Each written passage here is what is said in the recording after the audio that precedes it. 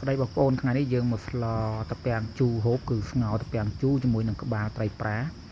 យើងមានតាពាំងជូរក្បាលត្រីប្រាបាទយើងយកទៅស្លបងភ្លេចតិចជាមួយនឹងម្រះប្រៅម្ទេសនិងខ្ទឹម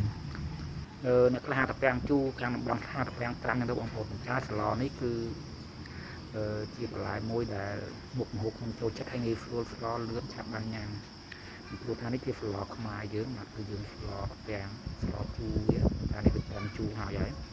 រសជាតិវាគឺជូរប្រៃដិតចឹងបងប្អូនឲ្យមកជូរបងប្អូនមានស្លឹកអំពិលក៏បានអំពិលទុំក៏បានតំបន់ខ្លះក៏អាចស្លបានជាផ្លែសណ្ដាន់នេះចឹងទៅបាទឬក៏មួយទៀតមានស្លឹកត្បូងតាមតំបន់ខ្ញុំតែខ្ញុំនេះគឺខ្ញុំស្លអំពិលទុំណាបងប្អូនណាបាទដោយសារថាយើងអត់បានត្រៀមជាមួយនឹងជូរផ្សេងនេះគឺអំពិលទុំយើងងាយរកអញ្ចឹងយើងបន្ថែមអំពិលទុំតិចតួចទៀតដោយសារថាយ៉ាងយើងមានរសជាតិជូរហើយបាទសាកធ្វើរបស់នេះបងប្អូនអរគុណបាយបាយ